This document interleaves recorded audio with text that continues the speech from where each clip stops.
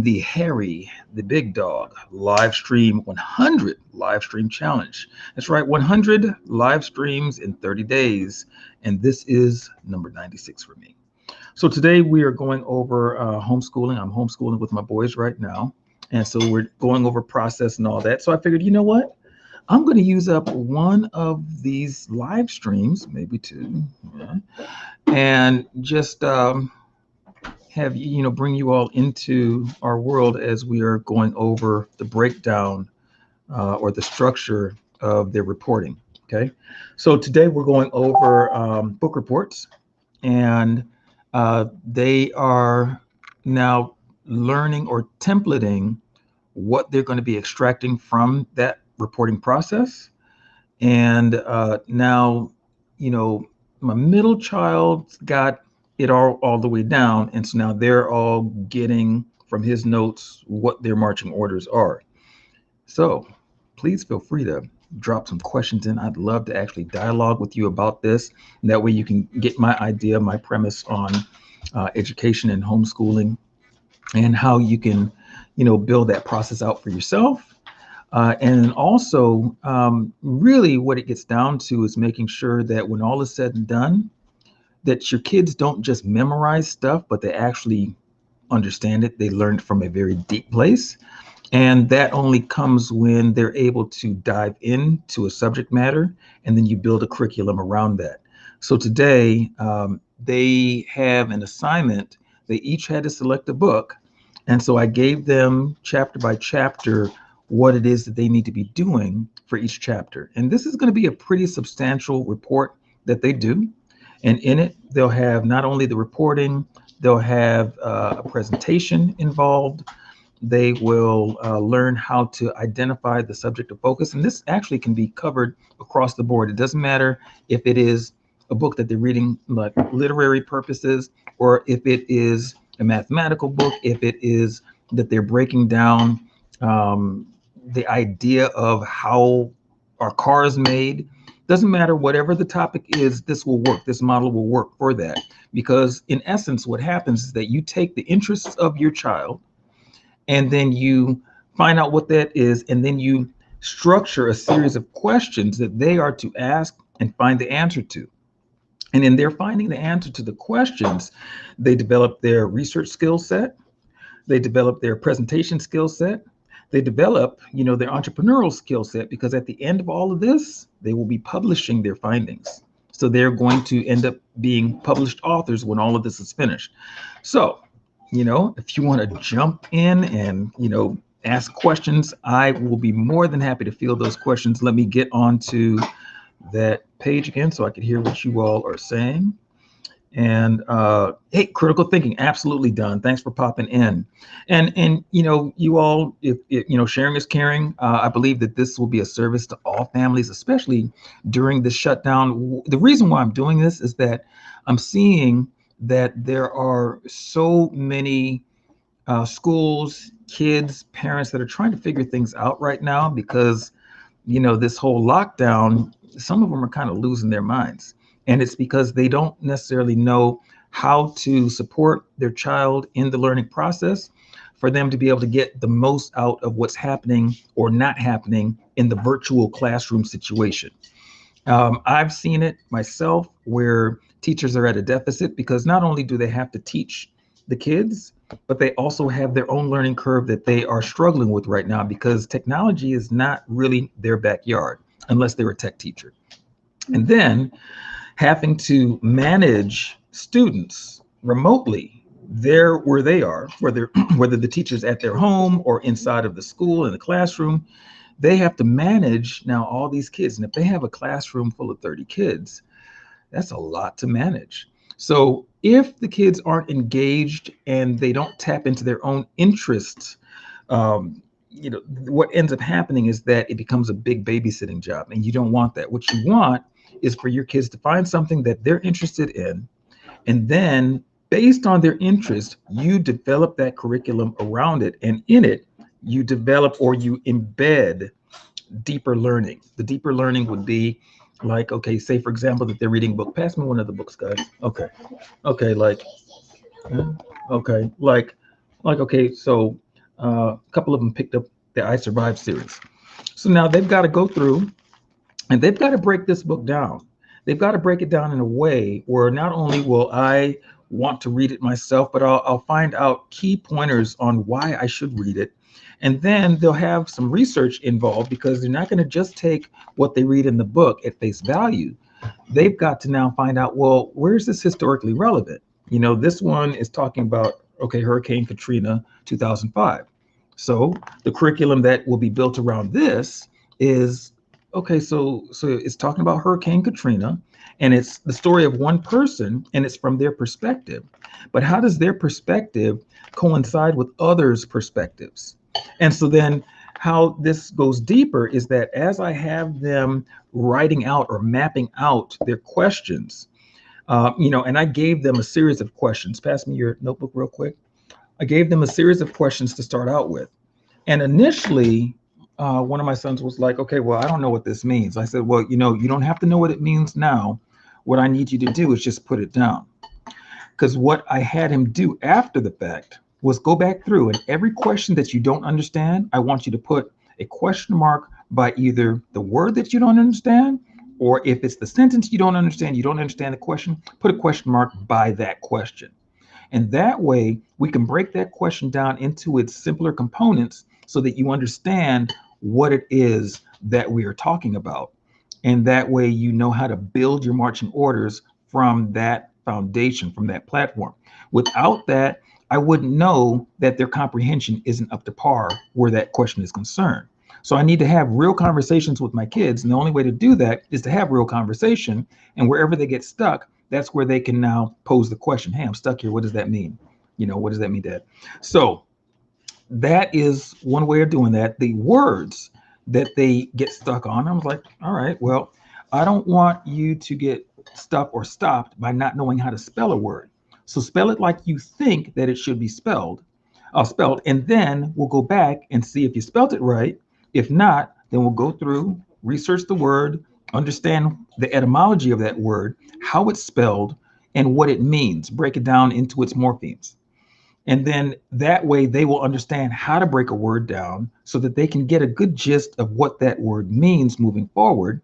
And on top of that, they will learn how to spell it, and then they will learn how to apply it to a sentence. You see, so in that move right there, their English, their vocabulary, their grammar, all of that is wrapped into that training, but it is real life training. It's not just something that theoretically they have in a book that they've got to now figure out. It's like, okay, I'm reading this, but it's not going to apply to my life. This is something that applies to their life because it's a question that has been posed to them, and they need to now understand how to address that question. So the best way to do that is to have them just write it out. Don't worry about the spelling. This is not a matter of things being right or wrong. It's a matter of, let me see where you're at.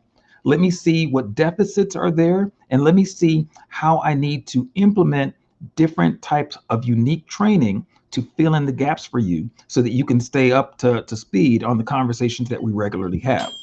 So, after that, we've got the structure. So the structure, the way that we broke it down, there are certain specific areas that I want them to cover in each chapter.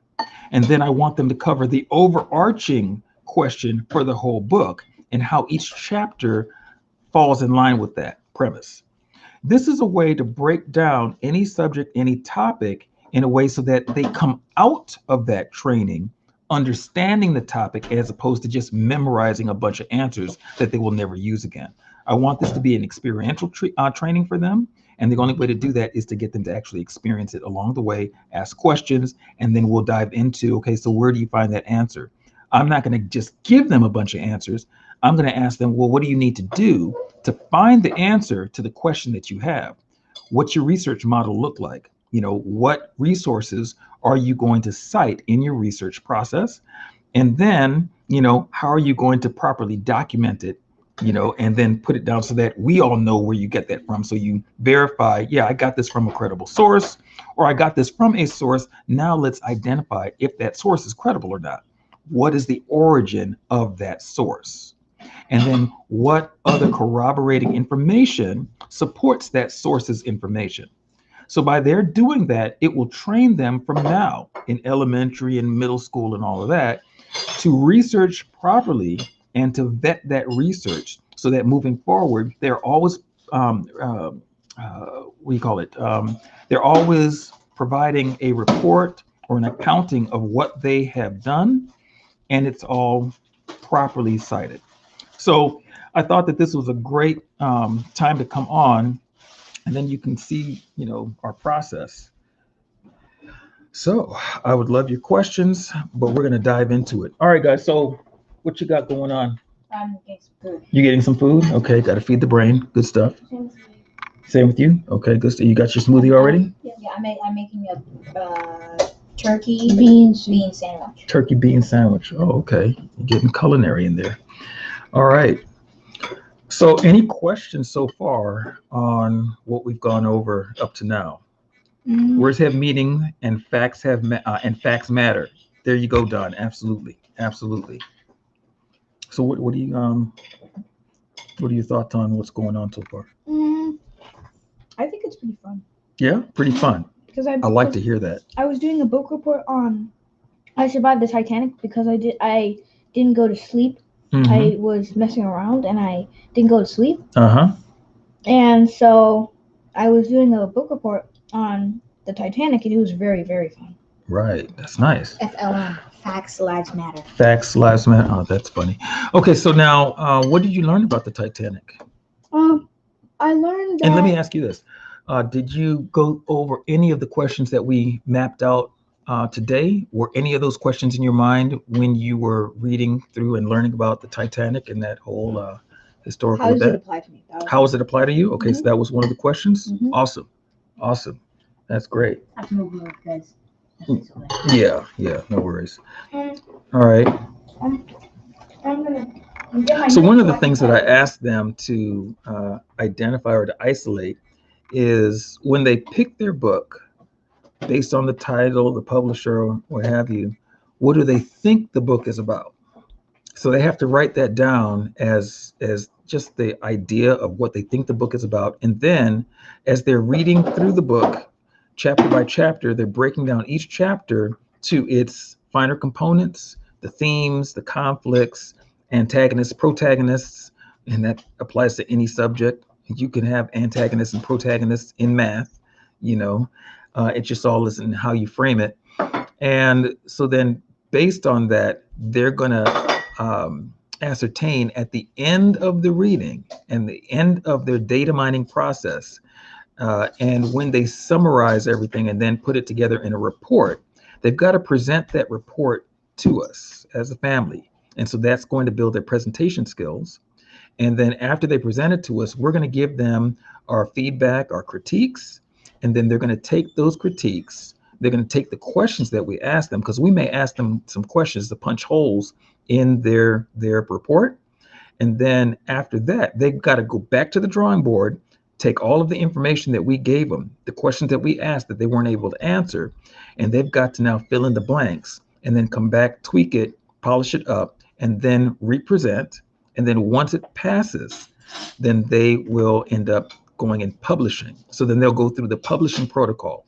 What does it take to publish from start to finish? And they can either publish a newsletter based on that. They can publish a magazine. They can publish a book. They can publish their own clip notes. Doesn't matter, but they will end up publishing a document that they will then turn around and monetize. So that will get the entrepreneurial aspect of what they're doing in gear. So anyway, so we got a lot of great stuff going, and I'm excited about the process because, it'll take what they have been dealing with in relation to their comics, because, they all do comics. They create their own comic strip. And they also participate in stop motion. They've gotten this thing for stop motion, and they have been doing stop motion for now at least a year, maybe a year and a half. But solidly for a year. They've been taking like my camera or their aunt's camera or their mom's camera and, doing stop motions. And then so the math in that, we went over the math in that. Well, what does it take to make 1 second of video with stills? So they know that that's 30 30 frames per second. Or if it's a slow-mo, that's like 60 or 120, depending on how slow they want to go. So they are constantly having to do the math in order to get the right number of stills that they have to create in order to make one of the action figures move across a floor. Okay, which is really cool. So, when they have multiple characters, then they have to now split those things and think on, okay, how many micro moves does each one have to make in order for everybody to look very fluid? So that takes planning because they've got to plan each person's movements or each character's movements on a board when they're doing stop motion. So again, there's a lot of math involved, a lot of planning, a lot of structuring. So they have to project manage their projects. So what are you guys thinking about all of this and how we go about that? How do you feel about that? What do you think about it? I think pretty cool. Mm-hmm. Well, do you find that, no, don't turn the fan on. Oh, I'm turning the light on because it's so dark. Oh, okay. Do you find that that the educational process is what you enjoy? Mm-hmm. What do you enjoy about it most? I enjoy the writing. You enjoy the writing? Okay. So do I. It helps for I enjoy the I Okay. enjoy the drawing if you're doing like one that you actually show what's happening. Okay, so you like the drawing if you can show what's happening. So you like to create storyboards and visuals. That's what I like to do with my reports. Okay, well, you do a great job at it. Creative, yes. Bean sandwich is really good. The turkey bean sandwich is good. Awesome. Culinary. There you go. Okay. And seeing you're able to do that all by yourself. That's pretty awesome. Okay, let's see what we got here. Oh, prologue. My report on the Titanic. Break it down. Okay. So then, love it. This is great. Chapter 1, Chapter 2. I didn't get to chapter 3. Right. Okay. Was this based on what we started, last night? Or you did this a while ago? I did. This was the time that, remember that time that you were like, if you won't go to sleep, you'll have to be out here with me. Mm-hmm. And I didn't go to sleep, and so I had to come out here, and I got this to write with, and I got the Titanic book, and I got my pencil, and I started writing. This is really awesome, and your penmanship has gotten so much better. This is great, son. Awesome. And I also, it was the only reason why I really didn't get that much done is because there's this thing about videos and stuff playing while I was doing it, and I was like, man, this guy's so interesting. And then, what about him did you find interesting? How he was talking about the stuff to get the video done and stuff like that. I thought that was very interesting. Yeah. I'm able to write sentences in Hebrew now. You're able to write the sentences in Hebrew? I'm able to write sentences in Hebrew. That's He can write awesome. Among Us, and I wrote a sentence named Among Us, and then I wrote a sentence saying, to next year to Mitzrayim. No, to Israel, to Jerusalem. From Jerusalem. Egypt. From Egypt. Okay, Mizraim. Okay. I wrote all that in Hebrew. Nice. That's great. So it's coming along. Yeah, I've got to get back on that. Okay. So and then Aisha. So what's your takeaway, and what do you want to accomplish? Maybe that's the more important question. What do you all want to accomplish when you're doing your reports? My penmanship. Your penmanship? Okay, so you want to work on your penmanship, so that means you're going to have to be doing a lot of longhand writing. Son, I don't know if that should go back in the fridge. It looks like it's so little that, yeah. Yeah. Okay, so your penmanship, okay. What do you want to accomplish, son? I want to accomplish making money. You want to accomplish making money? Okay, so that means that you are going to take it down to the presentation when you publish your thing, okay? I'm going to take it farther than that, though. Well, yeah, of course. But I mean, if you're talking about monetizing it, then that means that you've got to then get it all the way to that finish line so that you can build that foundation to monetize it. I had a presentation once about tigers. Nice. Okay. It was a wild. And so who would be your audience for that? I think it was all the boys, and then it was you, Brandon, Sydney, and my mom. Okay. For what? And that's For beautiful. my tiger presentation. Here's what I want you to consider, especially when you are going to sell product. You want to be able to go from outside of your community as well, so that you can bring in, wealth to hold. Because if it's just, we buy it from you, well, that's great, and you get some money in your pocket, but that's not sustainable, because once we buy it, unless you have some continuity, some other things that can go with it, like maybe a deeper dive into the subject matter, maybe like a membership site, and then you're constantly giving us some great information, or you leverage the knowledge of other people and plug that into the membership so that we can say, oh, this is good value, we can continue to pay that membership. But you still want to expand beyond us, because you want more money to come into the family instead of just the family only moving, wealth around within itself. Does that make sense? Yeah. Okay, good. All right. And so what about you, Jeremiah? I don't know what I want to do. You don't know what you want to do yet? Okay. And I'm just in it, and I just want to be a YouTuber that animates and vlogs and makes music and stuff. Okay, I have a bunch of stuff I want to do. So question. So you want to be a YouTuber that animates and blogs and all of that? Comics. Okay. So now, how are you going to support yourself?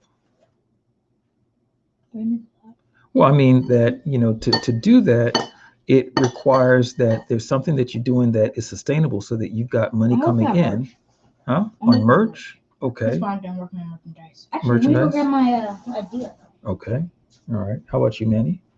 I want to be, I'm already starting my YouTube streak because all my cameos. Yeah, cameos. Okay. Well, all right. And I also want to be a dream builder. Dream builder. Okay, And good go deal. to business. Okay, good stuff. Yeah, I'm working on right now. I'm not really working on anything like things to sell right now. I'm working mostly on the basics, like getting my Uh-oh. What happened? You have signed up because you are currently. No. You signed up because of what?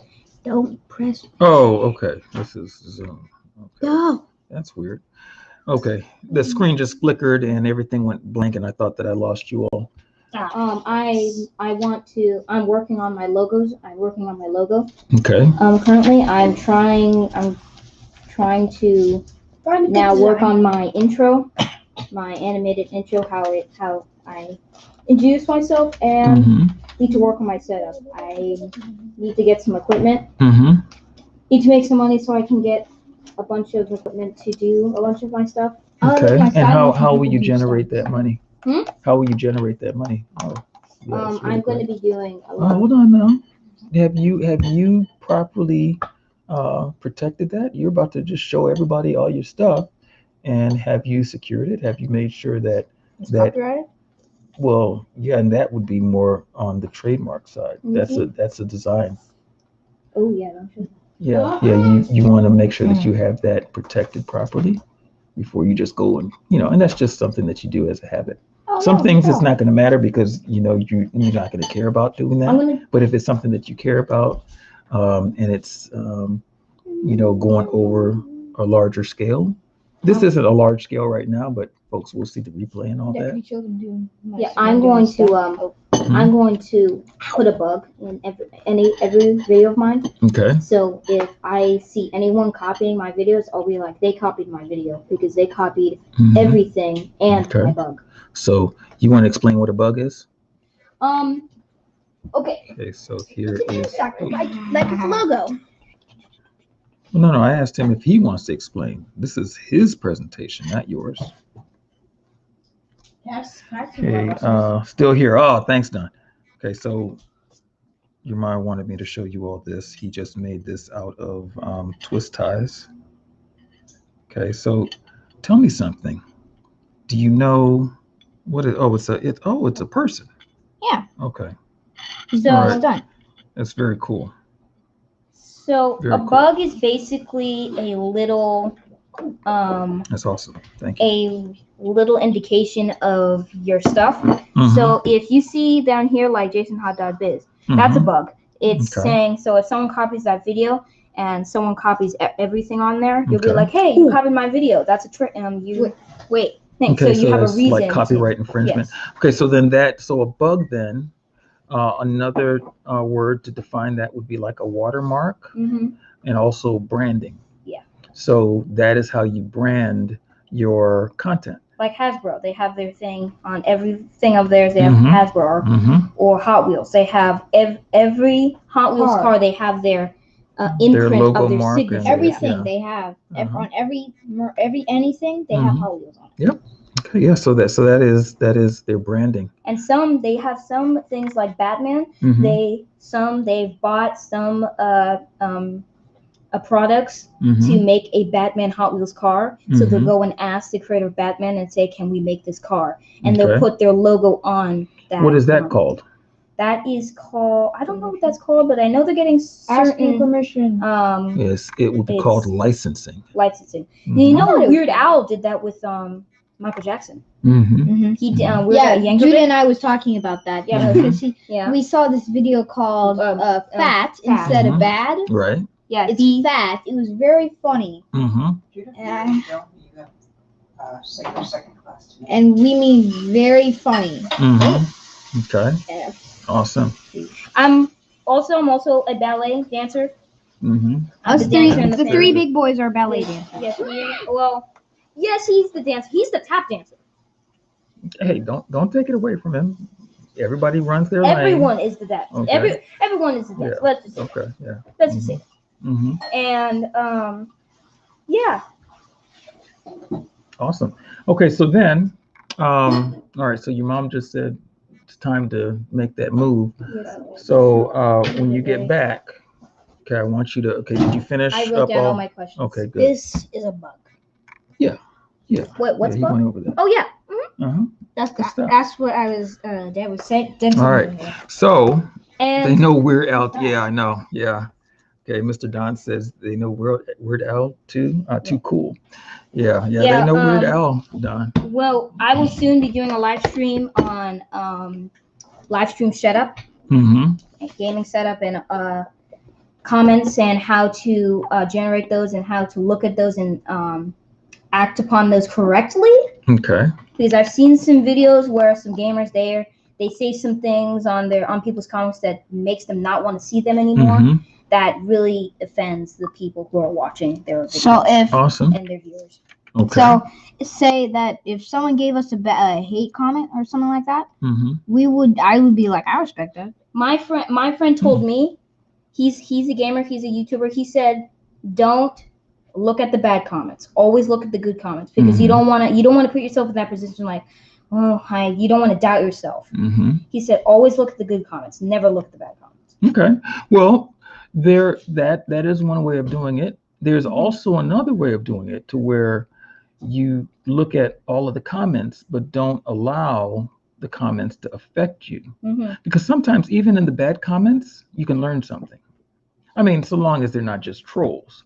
But like, say, for example, that the bad comment was like, I really can't stand the way that you wear your hair. Okay. And so then if you start noticing, hey, you know what? I'm seeing that same comment coming up from different people. Then you may, at that point, consider, I wonder if I need to adjust how I wear my hair. I really hate when you wear your cap over to the side like that. Okay, well, now I've gotten 50 comments like that.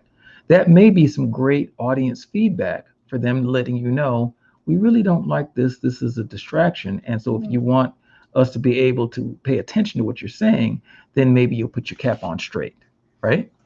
And so then that's some good feedback. You just have to make sure that you have it framed properly so that when all is said and done, it's not emotionally impacting you, but it's giving you the data that you need in order to make your production better. Okay? Good stuff. Haters are going to hate. There are also some people, they don't care about the comments. They're like, well, I can wear my hair how I want. I can wear my hat how I want. So it's like, I don't care what you say. I'm going to wear how I want it to be. Yeah. Sometimes you it's could just take their this style. down. But then they're just going to just leave the thing, and you're going to miss out on some viewers. Yeah, and I'll tell you what I used to do. You don't have to adjust your way that you live, how you are, just because of other people. just because of people's reactions of how they're like, you should wear your hat backwards. Well, I don't really like wearing my hat backwards that much. If I'm gonna wear a hat, I'd rather wear it forwards, or I'll just have like a beanie hat.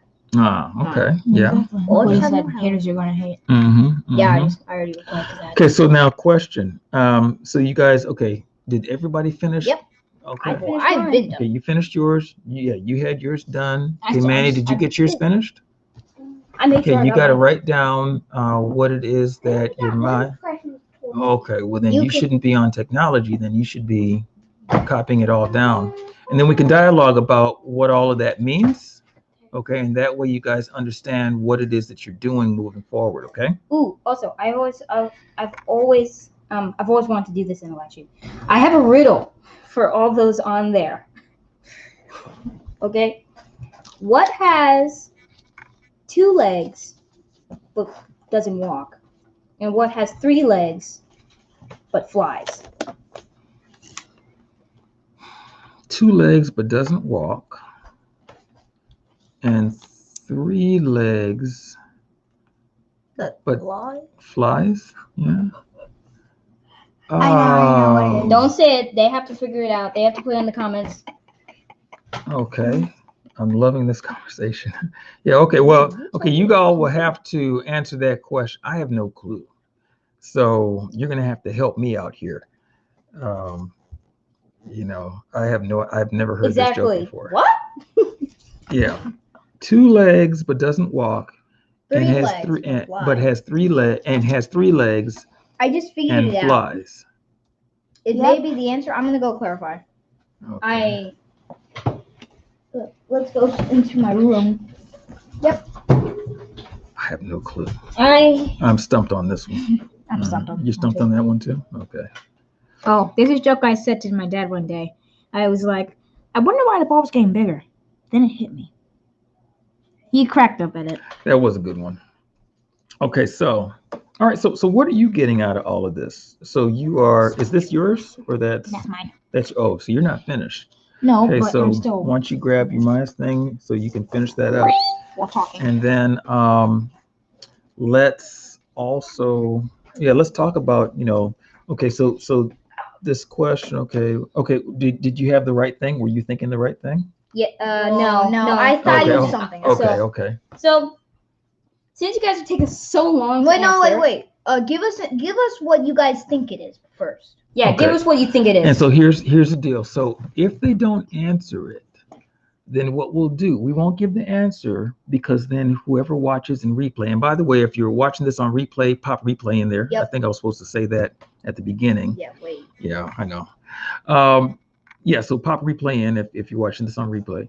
But yeah, let's not give the answer. Okay. And that way we'll see what they say in the comments. Yes, that's what we're saying. Okay. We're saying give the answer first. Uh-huh. And then. Yeah. And then so we will at a certain point. He said ladder. Ooh, that's good. Oh, wait a minute. What has 2 legs but doesn't walk, and 3 legs but flies? Mm-hmm. Oh no. Okay, no, I don't have it. No. I thought it was something else. When Don. That's one down. That's one down. What do you think it was, Dad? No, don't say it. No, I didn't think it. I had him in reverse. I was gonna say a stool.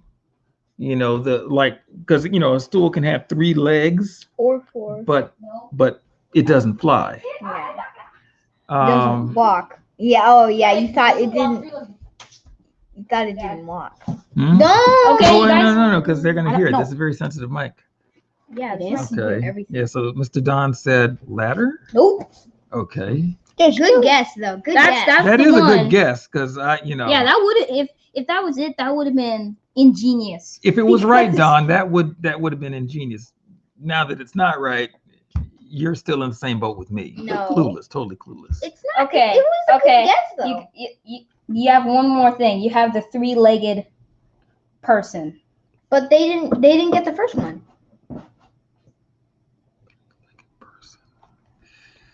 Ladder. No, that's been there. He didn't say that it was a ladder though.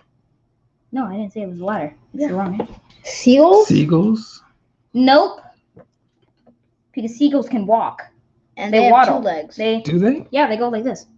I thought they have 2 I've legs. never actually watched a seagull. Oh yeah. Waddle. Oh, many times. They I go like probably this. have. I just don't remember it. Are they kind of like Yeah. halfway hop? Okay. Seagulls have attacked me before, and I ran They've for my attacked life. you? You've survived a seagull attack? I Amazing. survived Seagull Attack Wow. in 1985. Wow. We need to have a t-shirt. That was in 2016. We'll ask Mr. Harry if he can make a t-shirt that says I I'm gonna put survived on the the seagull timer. attack of 1985. Oh yeah, No, not I survived the goose 2015. attack. 2015. I'm gonna put on the timer.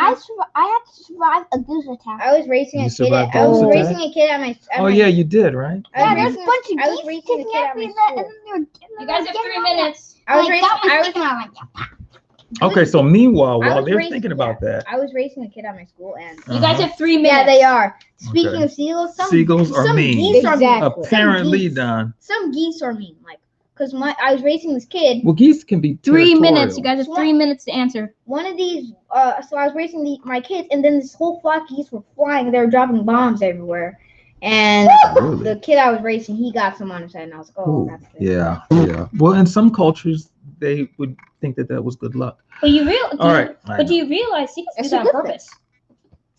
That's a good thing. Really? Yeah. It's like their defense Yeah, they're mechanism? thieves. That's a good thing. They're thieves.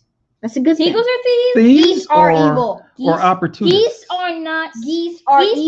they don't are poop as much as evil. they don't poop as much as Are crows do. you kidding me? No, I mean like on heads. We live in went on Washington. Zion's head. Trust me. Uncle, I mean like on heads. It went on Zion's I head mean- and my Oh, foot. well, I don't know I about saw that. the boys. We were entire outside. shoe. There were so many Ducks. crows flying over us. We Those thought weren't crows. Those we were thought geese. at least no, the little birds. Do The you little all ones that know were flying over though? us. Do you all know the special nuances of crows? They have a very strong memory.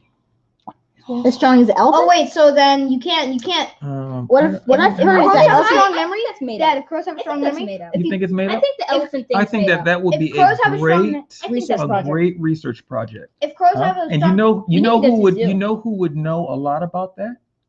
wildcat. God. Miss Shauna. She used to work for the circus. What? What? Yeah, she's got What all is that a information. flock of crows called?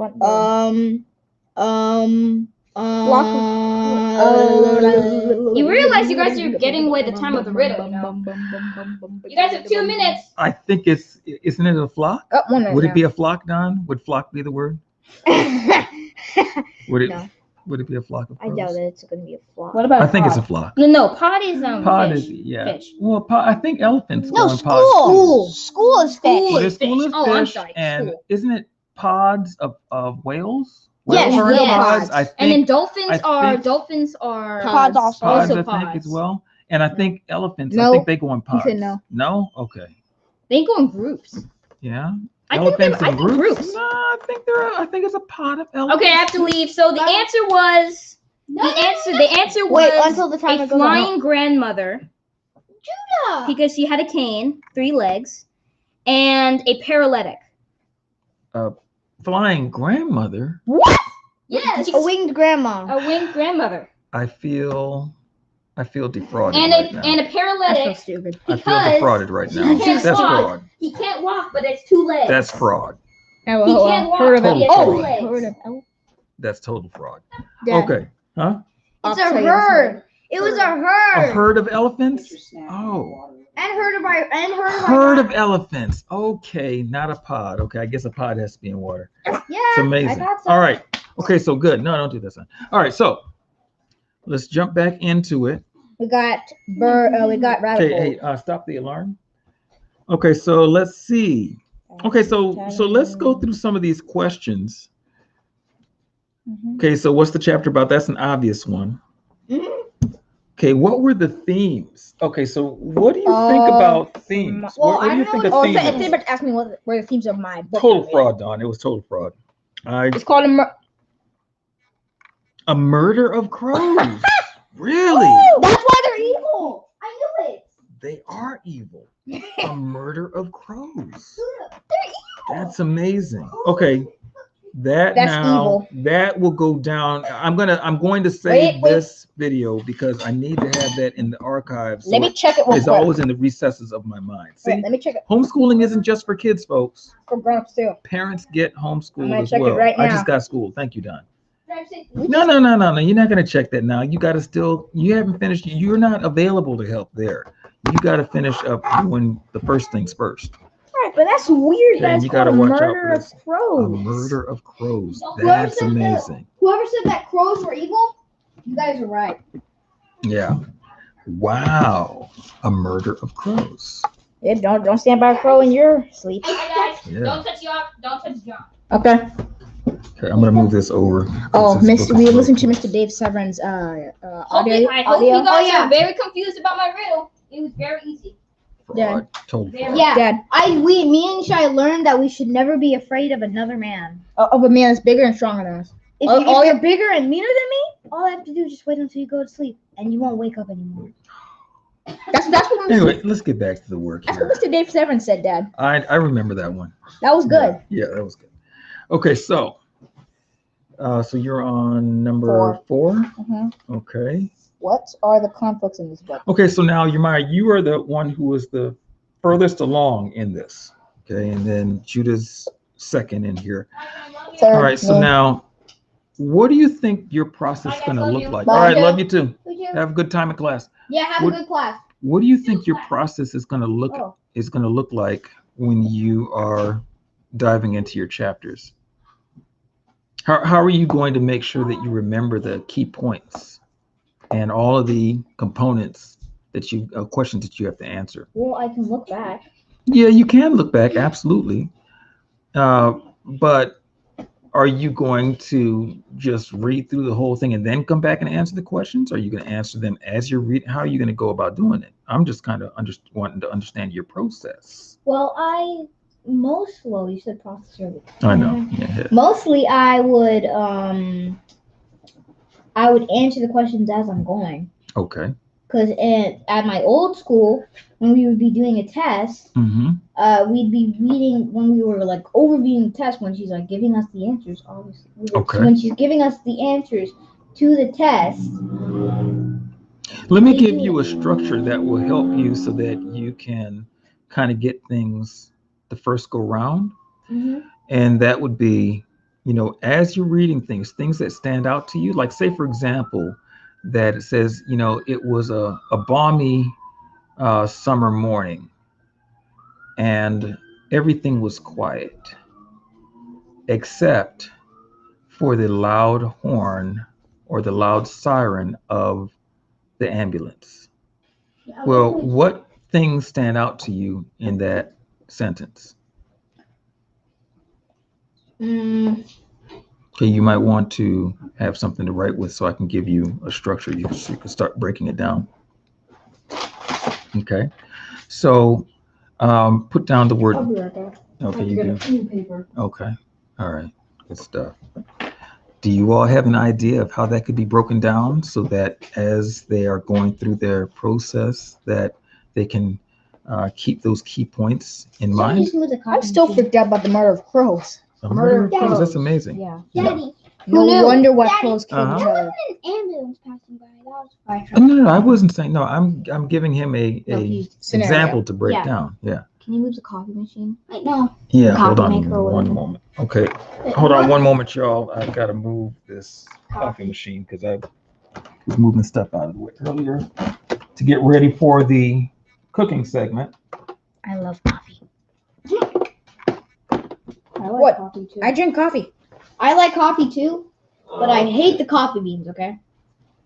Who puts coffee You beans might in want to coffee? qualify that because your coffee would not be considered real coffee by a true coffee drinker. I've had coffee. Dad, I've had coffee from a place that's by the GH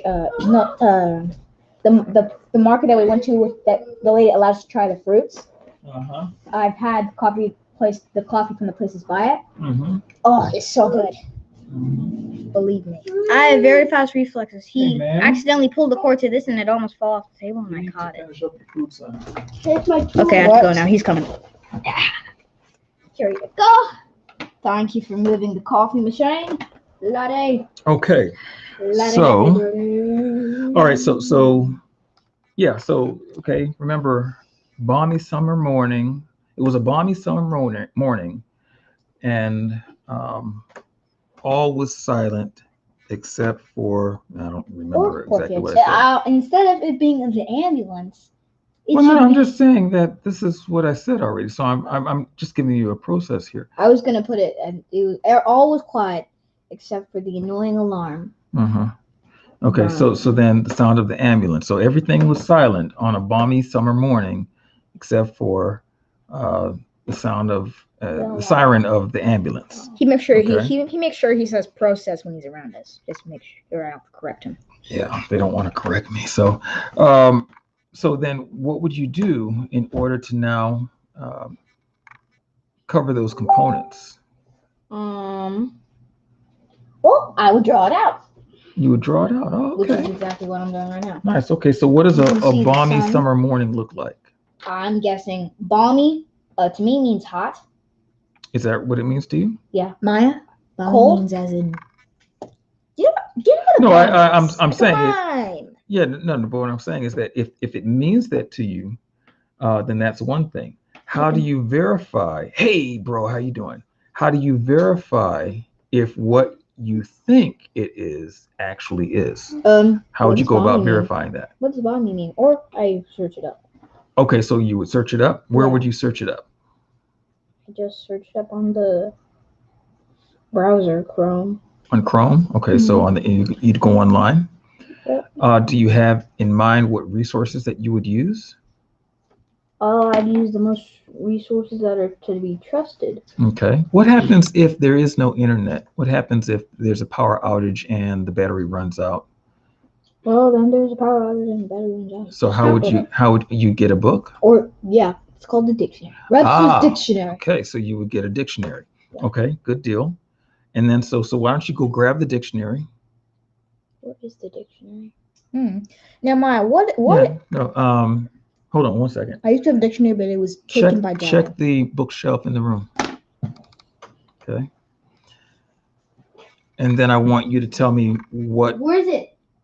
Which shelf? Where's the bookshelf? No, where's the shelf? Which shelf? I don't know. You have to check the shelves. Ouch. You know, sometimes I think we have too many conveniences to where kids don't even want to check a shelf. They want you to tell them which shelf to check. Still doesn't waste time. First world problems. True story.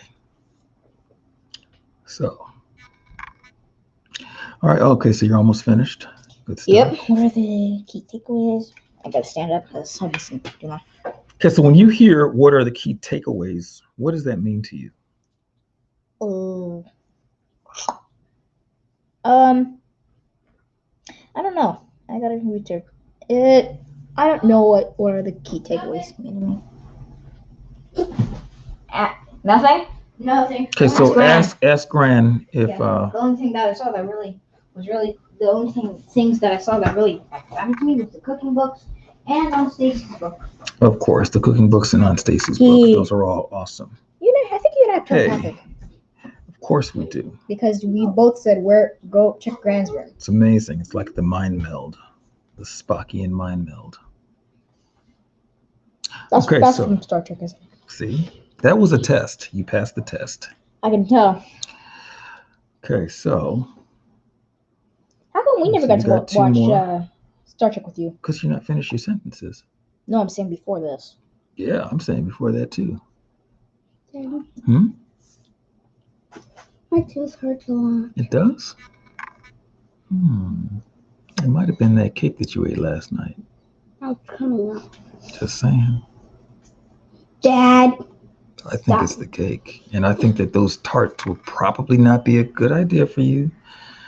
Because Miss Shauna uses a lot of sugar stuff in there. I think that I should be the one to suffer through it for you. Daddy, stop. That's what fathers do when they love their children. Suffer? Why do you think you should suffer? Gran has no idea where it is either.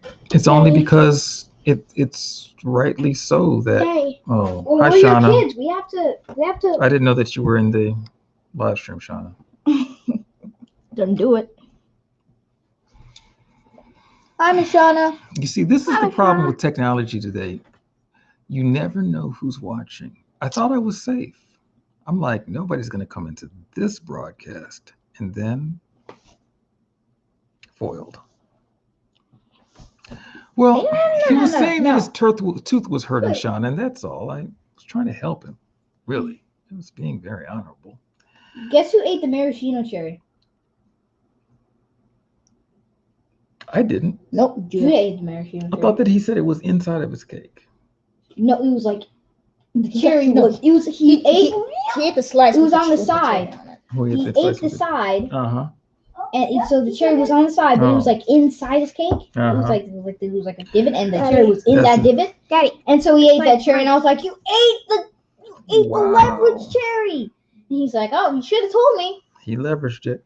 Yes. It's in my stomach now. Yeah. He's like, "Unless the shy wants it, it's gonna be in my belly."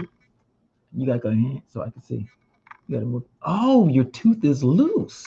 That's what I was talking about, Daddy. Oh, you're about to lose a tooth. This is my 4th tooth in this month. We're gonna have to call you Bald Mouth Hans. Hey, that's my nickname, Dad. That's your nickname. That's I'm my sorry. nickname. You already. My bad. That's already mine. Okay. He'll So have to be shaved. that's what dads do, Don. You're absolutely right. Dads who love their children will eat their desserts for them. Miss Shauna so said, that those Miss Shauna children said we better don't get have our treats. a life worth of toothaches and pain, heartache. You know, one thing is. Well, then very why closely related to the next would thing. the kids want the dad to have that? I want my dad to grow up. Dads are a very special breed of individuals who are willing to go through the fire for their children. Right. Mr. John, just to let you know, fire to sugar you doesn't keep until me you up. grow old. Sugar and coffee don't keep me up. They They keep put me me to It's sleep. because he has so much experience with both of them. So, hey, this isn't lap time, kiddo. This is time for you to finish writing out your thing. Okay, Mr. Hammy, get on in there and get your paperwork so you can finish filling out your questions. Jay. Yep. How am I supposed to see the questions when they're over there? You bring your self over to the chair right there. Duh. All right, come on. Okay, so you're almost finished, and so we can discuss those things. Okay, you know what, Maya? Here's what I want you to do. I want you to bring out that. Yes, it is, Don. Oh, do you know? You know what I'm. Okay, we're on the same page, man. All right, so I want you to bring that drawing that you did of the front cover of the book. I thought that was really tremendous. Which one? The guy with the boat and the, where is that? Give me my notebook, Isha. Wow, you say it like that? Please. Oh, okay. Okay, so now we know that one of the other things in homeschooling that we need to add how does it also connect to that in the begging chapter? What? Begging. Okay, how does the author? Okay, yeah. Beginning. Like Finnegan, begin again. Okay, put that back. I know, because it's loose. Just chew into something. Brussels? No. No, I'm gonna cook those. Oh, I want to have some more Brussels. Yeah, if you eat the Brussels, then what am I gonna cook on live stream? And how am I gonna feed you guys? Total thankless job. All right. So this is what Maya drew from the I Survived thing. Okay, now let's see the book cover. So they're very visual, and so then that's another aspect of the homeschooling is that they get to. Okay, so he did his own version of that cover. Check out Judas. So when it comes time for him, don't do that in the chair, son. When it comes time for him to publish his work, he already has started on designing his cover. And then this is another cover. Okay, Felix Morris. Felix Morris. Okay, but that doesn't have to do with what you're doing here in the I Survived thing. There was a specific reason why I wanted them to see that. Wait, listen to this, Dad. While most people call a group of birds of... Are you finished? No, he took the thing, so I was waiting. Okay. It might be... Squirrel. Yeah. Finish up. I hate that computer. I like Gotta watch the squirrels, y'all, when you're doing homeschooling. I like HBs The actually. squirrels show up all the time. And we're the dogs. Huh? We're the dogs. Man. Squirrels. No. Squirrel is they know what I'm talking about. We're the dogs. We Okay, get come on. distracted by the Stop. squirrels. We're the dogs. We get distracted by the squirrels. Okay. All right, so let's get it finished. Mhm. So each one of the chapters that they have, they have to answer a series of questions in order to matriculate through those chapters. And so as they answer the questions, it's going to naturally build out the reporting structure. And then they'll be able to pull from all of the data that they put inside of the chapters, in the reporting, the summary, and all of that, in order to construct their overall report and then the presentation. And then they're going to determine how they're going to present. Are they going to present where there's some art involved? Are they doing a slideshow? Are they doing a whiteboard? Are they doing, a sketched out thing? And then so somebody moves the slides, however they want to show up creatively, they can do that. If they do have team members to help them out in the process, if they create a skit or whatever, then that will build out the creative portion of what they're doing. So I'm not really anchored into how they go about doing it, so long as they get it done, for one, and then they get it done in a format that is going to help them expand in another area of their education. So from the art standpoint, it'll help their fine arts and fine motor skills. If they operate with more than one person, like a team, then it will help with their collaboration and networking skills and communication skills. Their presentation is going to build their communication skills. You done? Great. Okay, so let's talk about There's something I wanted things. to read to you about going back to the murder of crows thing. Yeah, but we're like way past Squirrel. that now. Yeah, it's total squirrel. So we can talk about that later and dive deeper into it, and then maybe you might want to do a little report or a study on crows. We were going to talk about it after I was done writing my book. I know, but that's a squirrel. So I had to stop my own squirrel. Yeah. So that's the thing. Okay, so let's talk about what you got. Okay, so Manny, you've got to finish this. So you can work off of Judah's because he's not here. And that way your Maya can plug in, and then so we can start the discussion. Here you go. Thank you. All right, so what are the elements that you're seeing on your questions, y'all?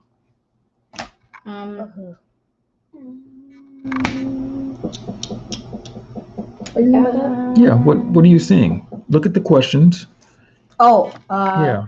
And so the first thing is, do you understand all of the questions? Nope, I have question marks to all the ones that I don't understand. Okay, you have question marks to the ones that you understand. Okay, so point them out to me. Question mark is with antagonists and protagonists. Okay. And so also did you ask fees. Grant for a dictionary? She doesn't know where the dictionary is. Oh, that sounds like they came up missing. Why don't we use the Okay, so pull up one of your computers. Mine. Okay, and This then so go to computer's dying. dictionary.com. Thank you. Pass it over here. This computer is dying as much as mine's. Oh, is that right? At least mine's dying way more. Okay. All right, so You know the password to that thing, right? I do not. I'll put it in. Okay, great. Here you go. You're like, wait, how do you know this password? All right, so put that down, please. So so you've got questions on antagonist, protagonist. What else? Okay, and so I want you to take another piece of paper. I want you to write down what questions you have. Okay, and what about you? Are you clear on these questions? Three.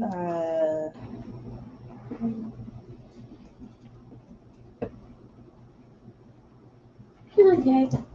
I'm gonna put a check mark to the ones that I'm clear about. Put a question mark by the ones that you're not clear about. Okay, so yeah, so formulate your questions on all of the questions that you have. I have questions of all of them. Okay, so then formulate your questions on what the questions are for all of them. What do they mean? That's my only question. Your only questions is What do you mean by that? the Explain definition? Okay, Yeah, I awesome. need the definition. Awesome. Okay, so then I'm going to have you then research them. You open up the Mac. Oh, I can't touch that. Oh, that's right. Okay. My All phone is right. dying. Okay. You can use mine. Is this yours? Yes, mine Okay. is not shut off. The one way I can shut it off is I press the power All button. right. Okay, so I found it. you did? Yep. What did you find? Oh man, typing is scary. Okay, yeah, don't do that, son. Okay, yeah, because you don't want to damage his computer. Okay. Okay, so what did you find, son? Okay. Nanny, what did you find? Antagonist. Okay, so read it. What is antagonist? Wait a minute. Actually, you're not finished with your question, so you're out of order. Finish your questions. I can read it, Dad. Okay. I already got it. Great. Okay. No. So let him, because that's his question. Okay. You flesh your questions out. Okay. And why are we doing this? What's the importance of doing this? Why are we going about having you flesh your questions out? So you can learn new words and if I can't put them into a vocabulary. Well, that's a benefit, but that's not why we're doing that. I know what a protagonist is. Great. It's the So, main character of the story. Question: Why are we doing this? Why? To figure out what all this means for the definition. Okay. And so, why is that important?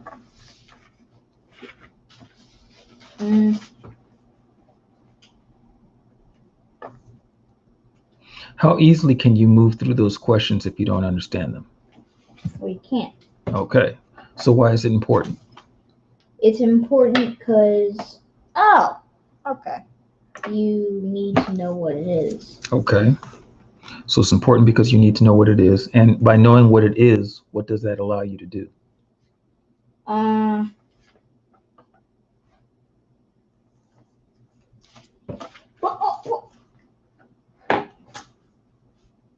If you didn't understand what it meant, what couldn't you do?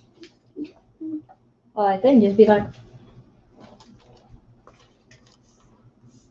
I didn't understand. all right. I couldn't just like sit around and say I don't know what it means. I don't know what it means. It's not without doing anything. Okay. Answer these questions. So without knowing what it means, then you can't move forward. Yeah? Right. Okay. So if you can't move forward, how effective would your reporting be? Wouldn't be that effective. Yeah, wouldn't be effective at all because you wouldn't be able to follow the template, right? Right. Okay. So the first thing is that you've got to gain clarity on what it is that you're doing. Okay. Because when you have clarity, then you can move forward and you can flow with it. If you don't have clarity, you can't flow with it, correct? Right. I'm going to. Mm-hmm. I'm going to the links. Yeah, but that's not going to help you define these. First order of business is to get these areas that you have questions in defined. Okay. And then so that's going to help you to understand what each one of those questions are. And that way you can then go over the questions, say, oh, I understand this. And now I know what I need to do in order to create the platform for me to be able to do this. Okay. Well, I should put names. Mm-hmm. So did you not know what protagonist was either? No, but I knew. It's the main character. But so the name of the protagonist in my book is Ida. Okay. Can a protagonist be a good guy or a bad guy? It could be both. It could be both? Okay. Yes, it can. No, because on here what it says, according to dictionary.com, it says the leading character or heroine of a drama or other literary work. Okay, so then can a leading character, that always means hero? Or does a leading character mean the character that the story is focused around? Hero or heroine. Okay, so leading character, comma, hero, comma, or heroine, right? But he can. Okay, so then that means that it's that, or that. So it could be any one of those, correct? Yes. Okay, so then my question is, can a protagonist be a bad guy then? Yes. Yeah, why?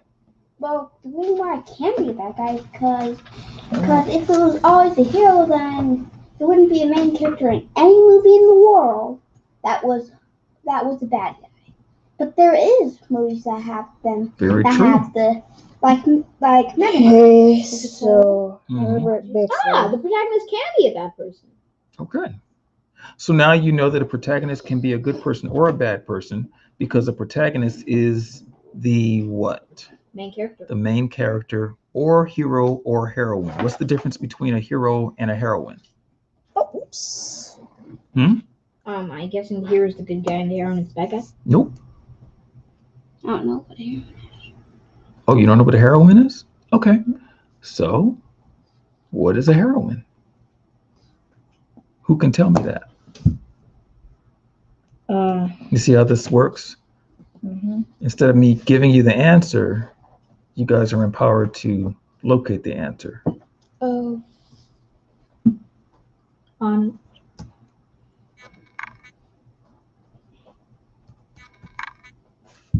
Wait a minute.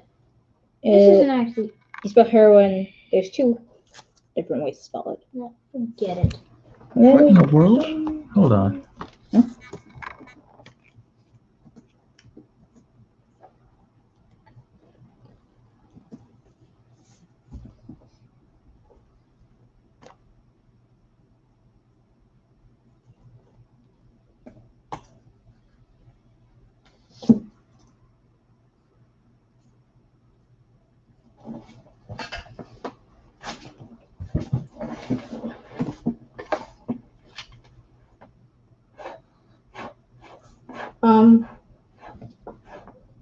Is it with an E or N? Okay, that's the exact thing that I was thinking. Does it end with E or N? Because I have two results. Look them both up. Well, heroin is heroin with an. I'm not used to that mouse. Heroin with an N is a drug, I kind of hate and heroin with an E is. I gotta feel a different mouse. I'm guessing a woman admired. A woman admired, idealized for her courage, outstanding achievements, or noble qualities. Daddy, You're not using it. why are you like what? Daddy? Don't even ask. Because I didn't like this site.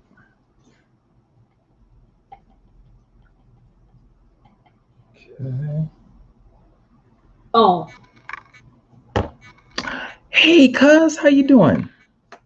Oh, great. I hope you're not collecting the list because after you just smashed it. Okay. Have you guys found the definition yet? Yeah, heroin with an N is a drug. Is a drug. And Okay. heroin with an E is a woman. Which wait, so heroin, also known as diet. Hold on. So inside of the protagonist, inside of the protagonist definition, so protagonist is a noun, and it's the leading character, hero, or heroine. So is it spelled with an E or no E at the end? E. Okay, so then what is that talking about? It's talking about a woman idealized or. Okay. That's what it says? Where does it say that, Mom? Okay. So then that means that courage, a protagonist can be a main character, a hero. What's a hero? Hero is a person that saves the day. Okay, so can a hero be? A hero can be anything. Okay, so a hero could be a woman or a man? Yes. Really? Even an animal. Or a boy or a girl.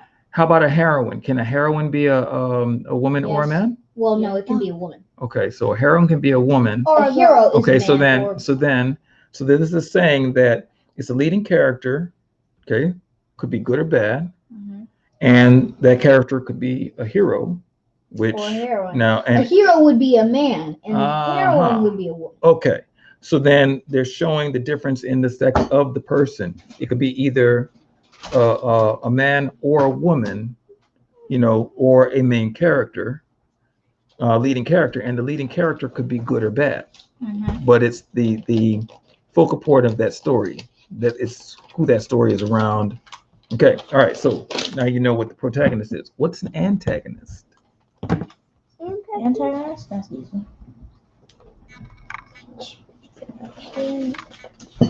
Antagonist is a person who is opposed to, struggles against, or competes with another opponent or adversary. Mm-hmm. Okay. Oh, you were holding a shift key for 8 seconds. Hit escape. All right. All right. So, great. Come on. Work. Yes. You have to tap. Have you finished your questions? The adversary of the hero or protagonist of a drama or other literary work. Literary is like writing or book. Okay, so the adversary of the hero or protagonist of a drama or other literary work. So, what is an antagonist then? An antagonist is. What is an adversary? I don't know. You don't know? Okay, look it up. Let me do control. That's better. You know what an adversary is, Yumaya? I guess he's the bad guy. Okay. Because Satan is the adversary. Exactly. Hasatan is the adversary. Okay, so then is that a good thing or a bad thing? Bad. Okay, so then the antagonist is the bad guy to the or is the opposition of the protagonist. Okay. Yeah. Nope. So yeah. I don't even know why they still have ads on this. So the antagonist is the bad guy. The antagonist Adversary isn't necessarily the bad guy. The antagonist could be the opposition or the nemesis of the protagonist. Now, my question though is this: if the protagonist or the main character is a bad guy and their antagonist is like, say, a police officer or something, or say like a minister or whatever, but they are opposing the protagonist, would that mean that they are a bad guy, the antagonist, or are they just in opposition of the protagonist? Turns out that it has three meanings. Ask that question again. Antagonist has three meanings. It has three meanings. What are the three meanings? It's a noun, a biochemistry, and part of the anatomy. It's the person who actively opposes or is hostile to someone or something, an adversary. Okay. He turned to confront his antagonist. Biochemistry, a substance that interferes with or inhibits the physiological action of another, compared with an Okay, but do you see how they're operating in the same way? The the antagonist in a biochemical standpoint is still in opposition or the adversary of a specific function, right? So it's the same thing like a story. So then in the story, the antagonist is something or someone against the main character. An antagonist could even be the weather. It could be. I see. Because it says a person who's opposed to, struggles against, or competes with another opponent. Right. So that competition, the competing, could be that antagonist shows up in order to stop the protagonist from doing whatever the protagonist is doing. Okay. So what happens if the protagonist, their desire is, for world domination, and so they'll stop at no cost, and they're evil. Well, their antagonist may be trying to stop them. So then is the antagonist evil or just an adverse opponent? It's a rival. Rival, exactly. A nemesis. Exactly. Okay. So then it doesn't necessarily mean that the antagonist is good or bad. It just means that the antagonist opposes the main character or the protagonist, right? Right. Okay, good stuff. So true. Yep. No, did you see who it is though? Yeah, I said, hey, cuz. Oh. So, okay, so now here's the thing. Now you know that, you know what adversary is, okay? You know what protagonist is. Okay, so you got protagonist, antagonist, and a bonus word, adversary. I want you all to write down adversary and then write down what adversary is. Okay, in your own words. You don't have to go the dictionary way. Okay, so then should I shut this phone down? Yeah, you can shut that down now. Yay! Well, and here's the deal. Did you get the information on the rest of these questions? No. Okay, so let's do that. Because we dived into the first question. Yeah. So let's dive into the other ones. Okay, and then once we have all of those clear, so you all understand it. Are you listening, son? Yeah. Okay, so once we have it all clear, so you understand it, then we will take a break and then come back to this. Can we go outside? Yeah, we can go outside, and then we'll come back to this, and We're gonna take a break, you said? yeah, after we finish knocking this out. The live stream? Yeah, well, the live stream was one thing. I'm talking about going through the questions. I want to make sure that you all are clear on all of the questions, all of the sections that you'll be reporting on. Okay, son, I need you not to play with those toys and finish up your questions so you don't get left behind. All right, so now, so finish working on this. Okay. You finish working on that. Okay, and so what questions do you have? Because I see you putting check marks, but I say put question marks by the things to put questions by, so you're not following instructions. No, because we said check marks on what you need help on. What No, I never said check marks. No, I said question question marks. You said check marks. I said question marks. Man, the Brussels sprout. Mm-hmm. Today. Yep, we're gonna do the Brussels sprouts. We're gonna do another round of Brussels sprouts, guys. Hey, and I want you to write down, put it on another page. What are the components? On the other page of this? Yeah, another page. Because since we're cooking Brussels sprouts, then I want to know all about Brussels sprouts. So you're gonna live stream about Brussels sprouts next?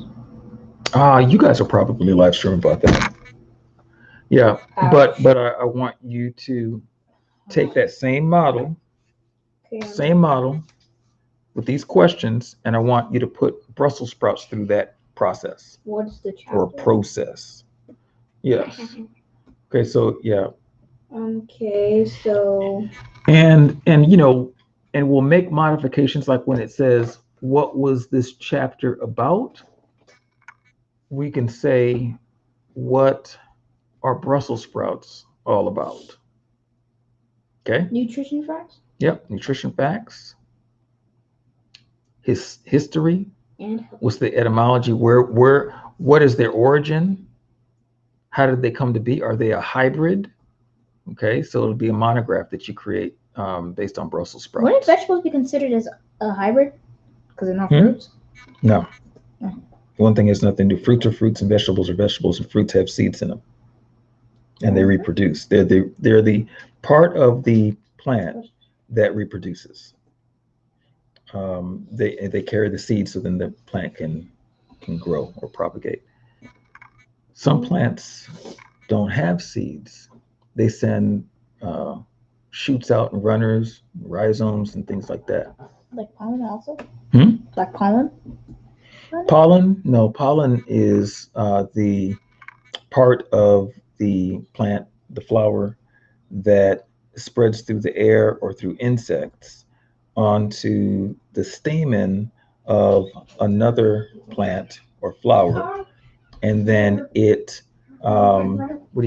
it fertilizes, or not fertilizes. Would that be considered the word that I'm using? Well, what it does is it activates the component of that flower that then makes seeds. So it turns into more seeds, and it makes a fruit that holds the seeds. And then when the fruit is finished and it comes to ripeness or maturity, then it'll either fall off, rot, explode, and then spread the seeds so that that plant or that tree can grow elsewhere. Just like how we see the wetlands out there. What else about Brussels See, like the sprouts? wetlands out there? Yeah. So we have Brussels Hey, sprouts. hold on. Do you hear? The wetlands out there started by either propagation by seed, by birds dropping seeds, when they poop or whatever, and then it just continued to spread.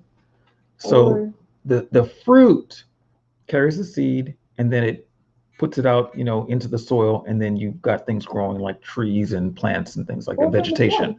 When the flood may have washed seeds and stuff.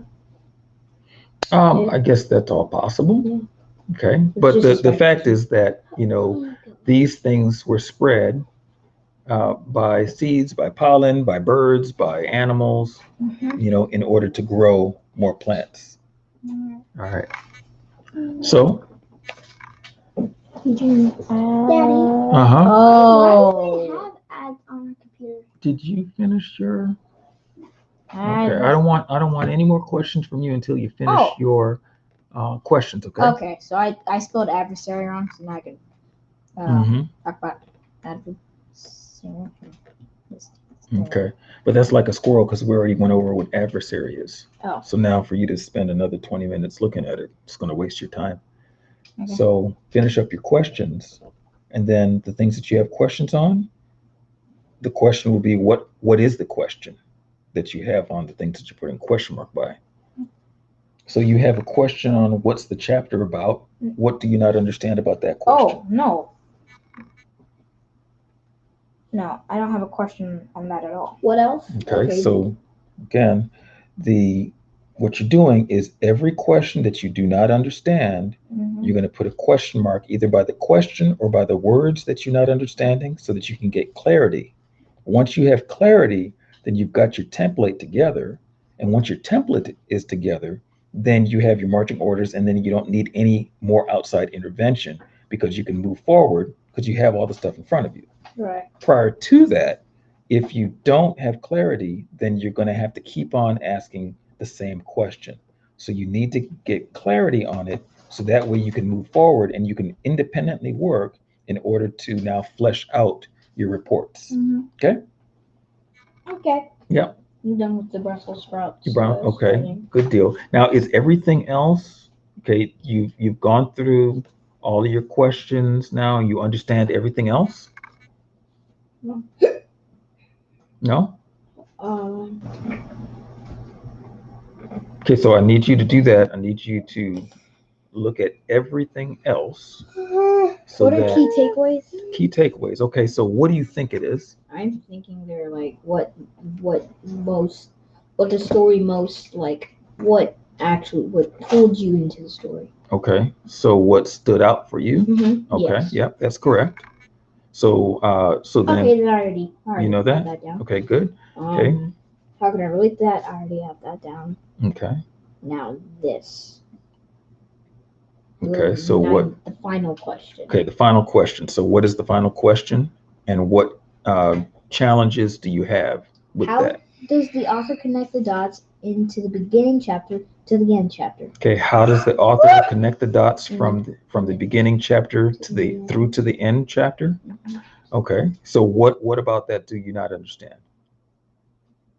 I don't know what you mean by connect. Okay, so what you're doing as you're moving through each chapter is you are dissecting the chapter, you're understanding the themes involved, what the author was trying to get at, you're understanding or writing down the key points that stood out to you, what themes were at play, what principles do you see at work, and then how it relates to you. And so when you put all of that down and then summarizing that chapter, then you're going to have a body of work just based on that chapter alone. Well, by the time that you go through each chapter, you're going to see common themes, common threads that run through the whole book. Like I noticed in this chapter, it has these set of themes. The next chapter, it has these set of themes. But then the following chapter, it repeats the themes that I saw in the first chapter. So then you're starting to see the rhythm or the pattern that book is written in. You see that? So then once you isolate all of that information, then you come back through and you're like, okay, well, based on all of this that I did, I've reported on this, I've cited this, I've looked this up and researched this. I see that the author, this is the point that the author was trying to get at in the whole book. So then that last question, the overarching question is, what common thread, how do you connect the dots, or how did the author connect the dots from the first chapter all the way through to the last chapter? So how did all that stuff lead down to the final, like how did, when you just started from a piece of flour, some flour, all the way to a cake? Boom. That's what I'm talking about. You got it. Okay. Did you understand that? He's like, what? I wasn't even listening. Okay. I was focusing on. I'm sorry. Wow. Okay. All right. Well, that's good. You were focused. You weren't squirreling. That's awesome. Okay. Because I wanted to at least be available to go outside. Yeah, because when you're talking about summarizing and themes, I was like, okay. I was like, oh, that's another question. I was typing it out. Awesome. Okay, good stuff. Okay, so you got that down. You understand your questions. Yeah? Okay, good. So then you're officially on break. And what I need you to do is clear the table, because I see some things here on the table that should have been cleared. Well, yeah, there's a bunch of stuff that, like this note.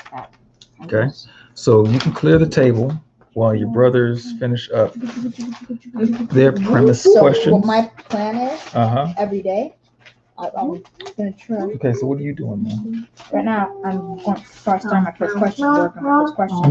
No. Have you finished going through the questions? Hold on, son. Have you finished going through the questions to determine if you're clear on what each one of them means? Because if you're not clear, you cannot move forward, because the minute that you go to the second question or whatever question that stumps you without clarity, you're stuck. Okay. So we want to get all of this out the way now, so you fully understand what you're doing, you've got clarity, and that way you don't have to ask me questions about that. I'm okay with questions about other things once we have that covered, because that's your foundation. Yeah, the only question I have is, I don't understand what this means. What are all the principles of that play in this chapter? Okay. What are all the principles at play in this chapter? Okay. And so the principles at play would be like say, for example, let's break down what we're doing right now. So right now, we're building your well before you need water. Okay. We are sowing so that you can reap. So we're planting seeds right now. These are foundational seeds, foundational pieces, because once you get this down, this template, you can really take this and apply it to life. Okay.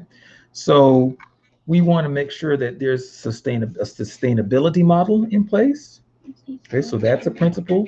A principle of sowing and reaping, maybe, because we know that if we sow into you the right things, then we're going to reap the right things later on. Okay, see that? So in the chapter that you're reading, you may find, okay, I noticed that the author has in there, this person lied, but then they ended up, having to lie again to cover the lie, and then lying again to cover the lie that they used to cover the lie. And so I realized that the principle is that lying will always create more work for you, because you have to then constantly cover the lie with another lie instead of just telling the truth. So the principle is that the truth shall make you free, because you're not in bondage to lies. Right. You see? So you start to flesh out those kind of principles. What principles do you see in the chapter? Okay. Does that make sense? Yes. Okay. What other question do you have? I need some TP. Okay. And it's all the way up there. All right. I'll get Go three into Aunt Katie's bathroom real quick and just grab one of those rolls, and I'll replenish the ones later. That was the only question I had, actually. That was the only question? Okay, so then I want you to explain to me then when you're reading those things, I want you to explain to me so that I know that you understand what each one of those things mean, okay? And that way, once I hear it, then I can move on, because then I know, okay, you got it, and then I don't have to concern. To you right now? Yeah, explain to me what each one of those mean. So what the first question is about, what it says, what it's this chapter about is Maybe we should have it facing music. Oh, No? no, you need to just focus on your thing. Okay, so when it's the first question that says what is the chapter about, what I understand out of it is as asking it's asking me to say in my own words about what the chapter is about. It's like it's basically it's connecting to question number 5. Did you summarize this chapter? Okay. All right. Good. Because when it's saying what is the chapter about, if I say it in my own words, I'm summarizing it. Mm-hmm. Yeah, and it's not really a summarization, because summarization, when you summarize, you're now going to recover the points that you covered when you were breaking down the chapter. So you're going to be presenting each chapter. And a summarization is like, okay, so therefore, we've got this, this, this, this, and this. Mm-hmm. What it's about is, I think this chapter is about, kids, shouldn't lie, and the consequences of kids lying. Okay, so then you're like, okay, so that's what you believe the premise of that chapter is. The summarization is, well, in this chapter, we saw that Johnny Doe, he, went and snuck into the amusement park. And then when he got caught by the security there, he lied and said that his parents were in there. And so he was looking for his parents. Well, it turned out that that was a lie.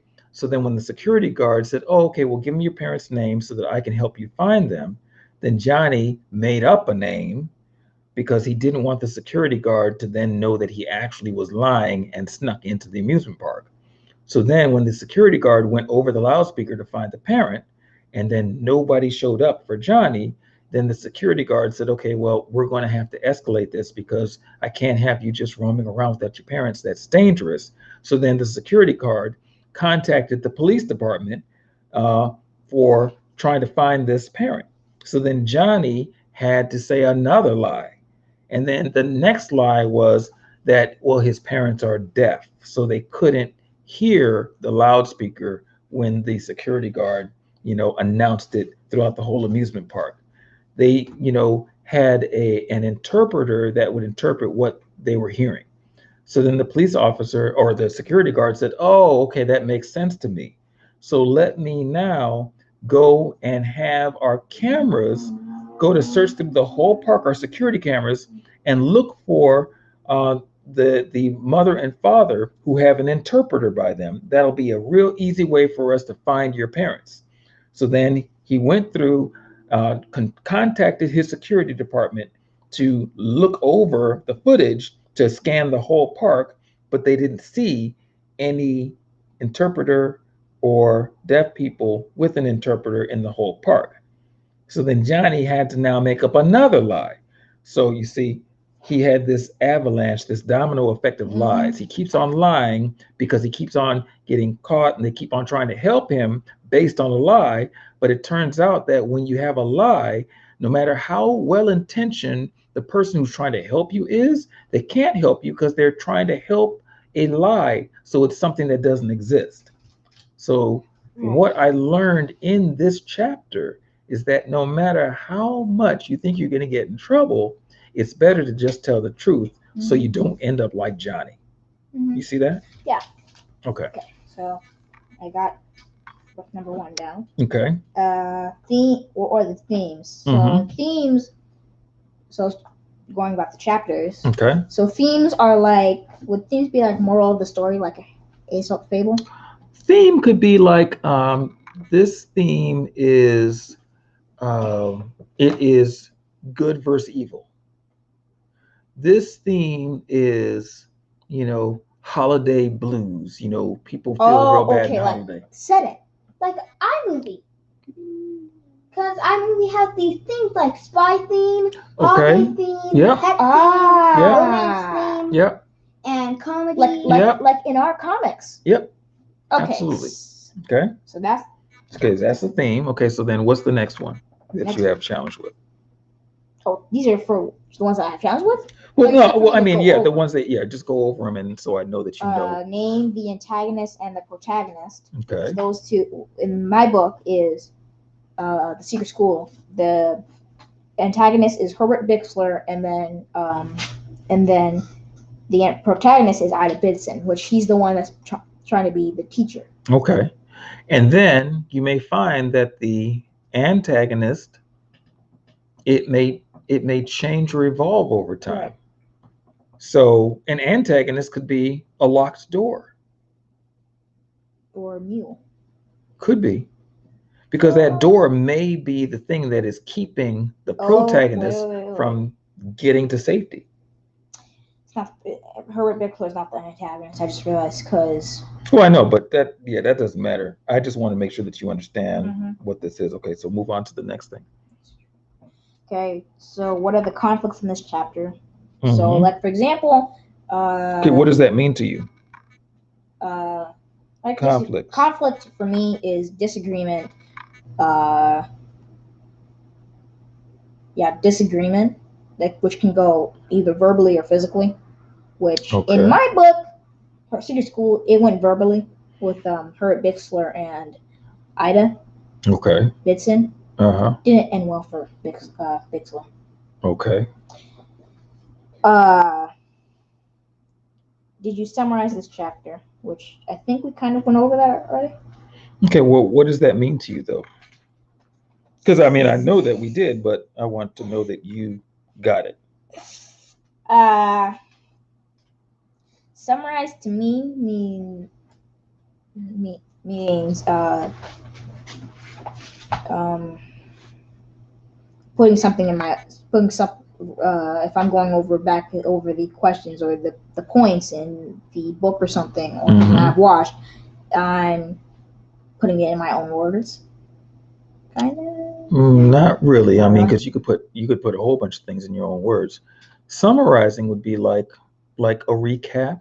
Or like a review. Okay, I'm gonna now tell you what I just told you. Summarize is like what you just said, Dad. Recap. Like for example, remember that speech I did at speech and debate where I did the 3 points. Man, belief, and then yes or no. Which I told him I went over man, belief, and yes or no. If I think that. Yeah. So what the summary does is it's like, okay, I finished telling you, like you have the introduction. And like, okay, so today I'm going to be talking about, the I Survived book series. And this one is on, the fire truck. And in this, what we're going to learn is why the fire truck was faulty or what the problem was with the fire truck, who it affected, and then how it impacted the whole story. Then you go in and you start with the actual body of it. So the body is, the story takes place in an old country town, where there was only 500 people, 500 families who lived there, and many of them knew each other. It's a very small town, and there was a corner store that had jams and jellies, and dirt roads and all of that. Our scene takes place, or it starts out with our protagonist making his or her entry, and it starts with them sitting on a porch eating a bowl of gumbo. Okay. And so then, now as the scene develops, you start seeing that it wasn't just any gumbo, but it was their grandmother's favorite gumbo, and it was frozen. It had been frozen, and they had heated it up, and it was the last bowl of gumbo that they had before they never saw her again. Okay. So now that kind of sets the tone, and this gumbo was very special, but in walks the antagonist. The antagonist comes and flips the bowl of gumbo over, gets all over the floor, but the bigger issue was that it was the last bowl. So it was like flipping over the memory that they had that they could no longer savor. So what's the metaphor and stuff in that? What type of metaphorical things do you have in that? So you start to build it out, and you're describing so that you're now making me want to know more about the story. See?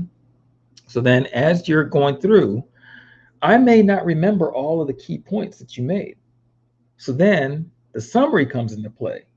So as you can see, that in this book, not only was there ups and downs, highs and lows, but we saw the gumbo. We understood what the gumbo meant to the protagonist, to the main character. We understood through the story why the antagonist was the way that they were. And there was a twist involved because the antagonist wasn't all mean. There was a reason for that meanness. And it was this, and this, you know. So you finish it off with so this chapter kind of covered the coming of an idea, an idea coming to fruition based on yada yada yada. Okay, you see that? So you like kind of you gave us the intro, gave us the body, and then you said, okay, this is what I just told you. Okay, tell them what you're gonna tell them, and then tell them what you told them. The summary is the telling them what you told them. Okay. Got it? Okay. All right. So what else you got? What are all of the principles that play in this chapter? Okay. So what does that look like to you?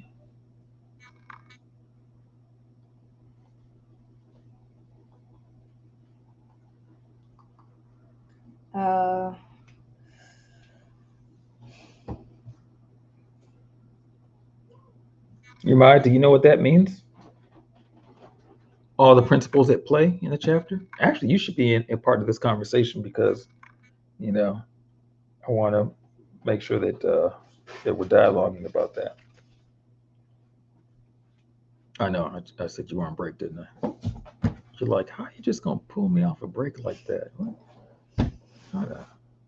We gotta hurry up. Call my union Yeah, rep. we gotta hurry up because we gotta get outside. This is get true. some sun. This is true. Well, still, you have to as soon as you and Manny are done with as soon as you and Manny, Yeah, don't do that. As soon as you and Manny get on your break, then that's when we go outside. Go outside, yeah. So we gotta hurry it up.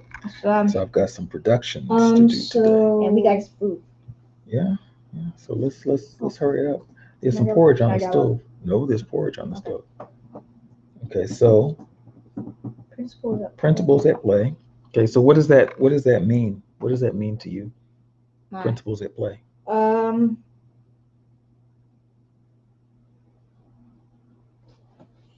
I think are principles like, for example, like different parts of the story. Principles would be more like the ideals that govern the story. Like, when we talked about, sowing and reaping, we talked about you cannot get away with evil without things happening. And no matter how long it takes, things will jump off in a certain way. Okay. Principle could be that it's always best practices to be honest. Right. Mm-hmm. So looking at that would be, you map those out. What are the things that the author is trying to relay to you? What principles? Mm-hmm. Okay. Yeah. Okay. Cool deal. So what's the next one? What are the key takeaways? Okay. So what does that mean to you? Key takeaways are what I got out of the book. Very good. Okay. What's the next How can I relate to this book? Like for example, relate to the book. Like for example, if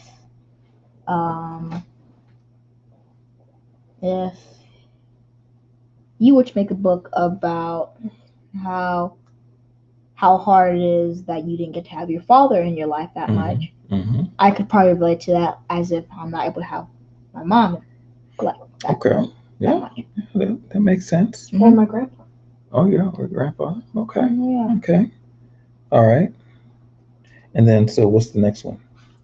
Last one is the one that we all already went over with, that me and Maya went over with you, which was how does the author connect the dots to in the beginning chapter to the end. Take chapter. Miss Shauna's cake for example. Mm-hmm. Take what? Miss Oh, Shauna's cake. Miss Shauna's cake. Yeah. How did she start, and how did it all the way come down to the Yes. cake? Yes. Okay. So you talk foodie talk.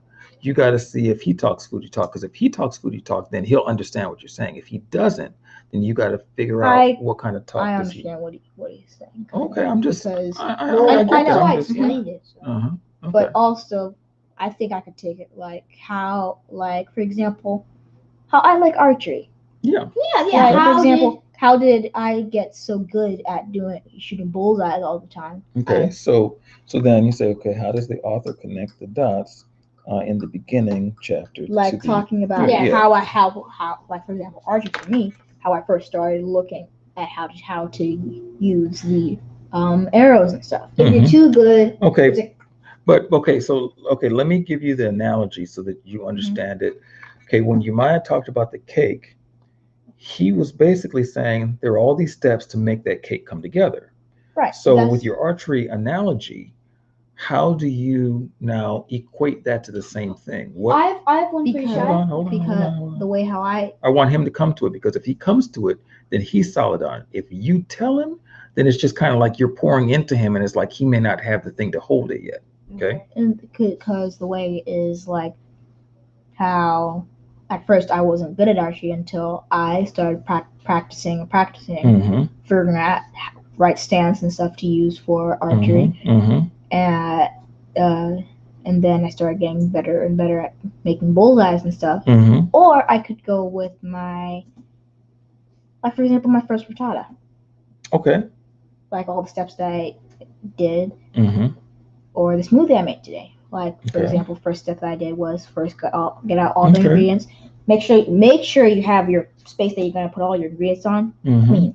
Okay. So then, what you're saying, what I'm hearing is that you're looking at each component that's necessary in order for you to get success. Yes. Okay. So with the archery, you had to get your arm position, your line of sight, you had to get your legs standing properly and all that in order for you to hit the bullseye.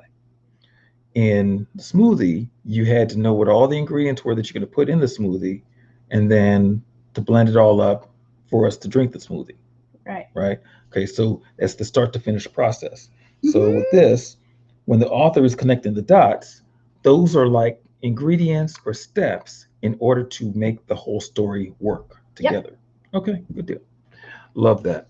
All right. Now we just have to work with Manny. Yeah. Go in and get Manny and find out where he is, because he needs to finish up So those. am I on break now? You're on break. Yes. I'm on break. You're officially on break.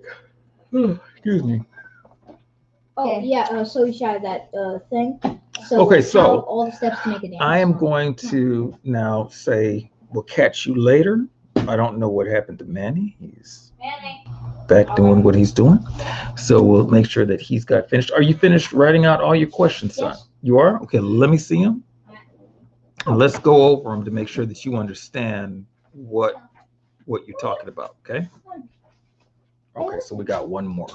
I actually listened to the questions that you were Yes, asking. very So good. I know. I'm very happy that you did. Okay, so let's talk. Okay, so what's the first one? What is this chapter? Okay, so what does that mean to you? Well, it means what Fuzzy's out while you're talking. Go ahead. well what is this chapter, which means like it's a question, which is like what is this chapter about, or like what it's like what is the theme? Okay, well, the theme, yeah, it could Yes. it could have that in that description as well. Okay, That's what it means to me. okay, all right, good stuff. So what's the next one mean to you? What were the themes? The themes mean like what were the points and what were the points and what were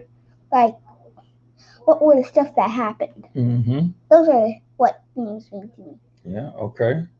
And then, okay, so the themes, okay, let me give you another or maybe a little bit more advanced idea, concept on the theme. Okay. Okay, so theme.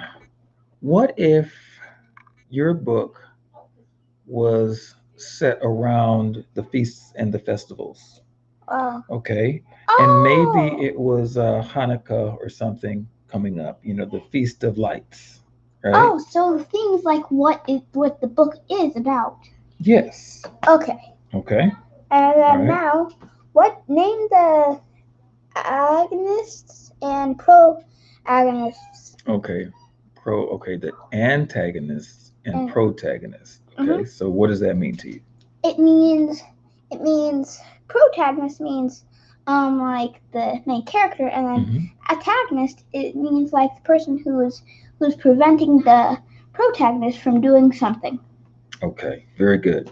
All right. And so doesn't antagonist always have to be a person? No, it can be a thing. Okay. It could also be a situation. Yes, and An also can be antagonist could be time. yes. Okay. All right. Yes. Okay. So what Time else? is a very bad antagonist. It Uh, is very bad. okay. It's true. So what's the next one? What are the conflicts in this chapter? Uh huh. Well, conflict means like an argument or disagreement to me, Okay. or quarrel. Okay. So that is definitely very right on target. And so then how can a conflict show up? What are some forms of a conflict? Like a word conflict, a fist conflict, Okay. and What if the conflict doesn't have to do with people?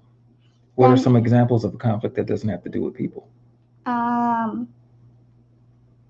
it can be it could be actually a defense conflict Or at what? front when it's animals, because when they're Okay, defense. yeah, but that still has to deal with a conflict could also be that, just like the antagonist protagonist situation, it doesn't necessarily have to be people.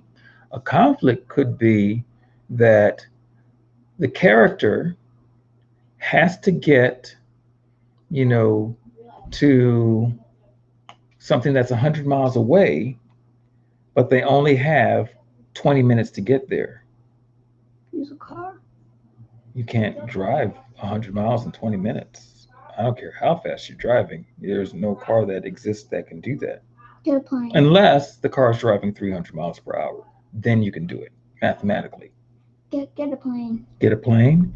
So then the plane, it is probably not flying at 300 miles per hour. So if it's not flying at 300 miles per hour, then you can't get to the destination even with the plane. So the conflict would be that the character has to get to some place, but the distance and time will not allow them. There's a conflict. Oh, what about a helicopter? Still can't fly that fast. But you see what I'm saying? The conflict is that there is something that's preventing them from doing or getting or thinking or operating in the way that they are trying to. It's something that's opposing them. Just go 300 miles per hour. Okay. But do you see what I'm saying? Okay. Oh, So then, but 300. I mean, do you understand that question then? So if it's saying what is the conflict in this chapter, then you have to identify, well, the conflict is time, or the conflict is distance, or the conflict is this person. The conflict is, a paycheck that's not going to be enough for them to eat with. Oh, Okay. Daddy. Yep. The next one is summarize this chapter. Okay. So what does that mean? Summarize means like visualize it, like or recap it. Okay. Recap. Yep.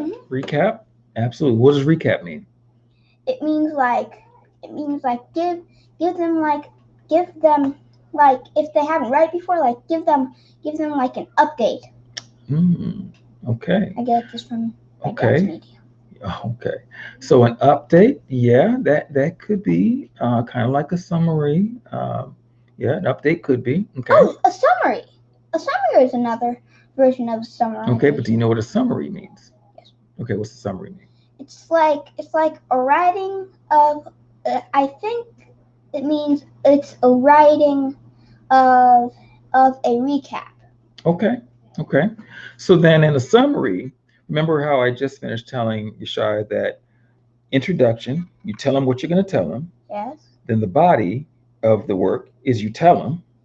Yeah. And then the summary is you told them what you just told them. Yes. Okay. That's so what I'm is a saying. summary? Okay.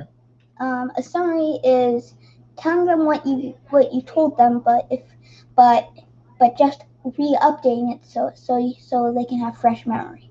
Okay, very good. That is the benefit or the end result that you're looking for in a summary, is for them to remember the key points. Okay, so then what's the next one? What are the what are all of the principles that play in in this chapter? Okay, so what does that mean to you? It means like what as in principles. It's like what like facts or like solutions play in the thing. Okay, with the principle, it's a little bit different. I like the direction that you're going in, but a principle would be like almost like a law, but not quite a law. It is a premise, an idea, a concept. A concept would be like, okay, Manny, now um, I always want you to tell the truth. Okay. But if you don't tell the truth, if you lie, then what it does is it breaks trust, and it makes it very difficult for folks to believe you. Oh, so Okay. so the a principle is be, kind of like fact. yeah, kind of like a fact. It's kind of like a rule that you want to keep in mind so that when you are operating, okay, when you're kind of going through your day to day or inside the chapter, the rule would be that this character did these things and then it caused this thing right here. So, had the character followed this principle of always telling the truth, then at the end of the chapter, when nobody believed the character would not have destroyed that trust. So, had the character said, the principle would be the character should have told the truth. Mm-hmm. Okay, truth keeps trust. Mm-hmm. Right? Okay. 7 is what are the icy takeaways? The icy takeaways? Mm-hmm. Oh, no. That's supposed to be a K. Okay, you didn't connect it. So what are the key takeaways? Okay, so what are key takeaways? Key takeaways are like stuff that you actually need to have. Okay. Like a key takeaway of Yom Teruah is that you're supposed to get rid of your sins. Okay. And a key takeaway of Yom Kippur is that you're supposed to inflict your body with pain, or inflict your body, afflict. Okay, afflict yourself, maybe not necessarily your body, but you afflict yourself so that you can appreciate the things that you have, so you don't take things for granted. Okay, so what does a key do? It opens something up. It unlocks things. Okay, so then when you look for things that are like key takeaways, you want the takeaways that are actually going to do something or unlock something. A key takeaway could be something that unlocks a principle or unlocks a concept to you. Okay, it's things that stood out that allow you to now learn more or to receive more information or more whatever. So it's a key, so it unlocks something. So a key takeaway would be something that you take away that is now critical to development. Okay, so like what would be a key takeaway in the story of Jonah? A key takeaway would be like he was running away from God, Mm-hmm. and he wasn't grateful for what he had. Okay. And so then what would you take away from that story? What's a key takeaway? Something that can help you out. Something that can help us out is that don't take your stuff for granted. And it also says that it also has key takeaway of that in Exodus when they gathered more than they were supposed to and overate and died. Okay. And so what about that is the key takeaway? The key takeaway about that is don't take your stuff for granted. That's what those two stories have. Okay. And also, I think a key takeaway in that last story would be to follow what God said to do. Mm-hmm. And so okay. Don't choke on your food. Well, yeah, because if you don't, because they ate so much that they like gorged themselves. So then it filled all the way up to their esophagus. They overdid it, which doesn't make a whole lot of sense to me, but they overdid it. So key takeaway is listen to what God says. Don't Yeah. do more than what he says. Don't do less than what he says. And also, you hear those two stories on Yom Kippur. Exactly. Okay, so what's the next one? Okay, so you got the key takeaways How down. can I relate to the story, to Okay. this book? So what does that mean to you? Means like how can I like relate? Means like how have I done things like this person did, or also how can I relate? Means like how have I actually done it? Like I've actually done it. Okay. So then in relating, you are now being able to identify with that story. Okay, so what does that actually mean though? I mean, I know what it means when I say it, and I think you know what it means, but I want you to explain it a little different. So when you can relate to something, what does that mean? It means like I've done that before. I've been doing. I've done that stuff before. What if you haven't done anything like that before? If you haven't done that before, how can you relate then? You've done something like that. Ah, okay.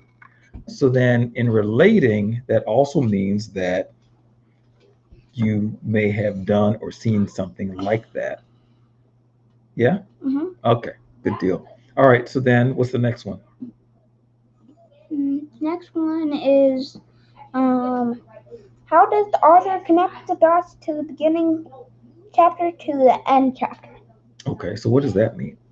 It means how does he connect the chapters from the beginning to the end? Okay, and so what does connecting the chapters from beginning to the end look like?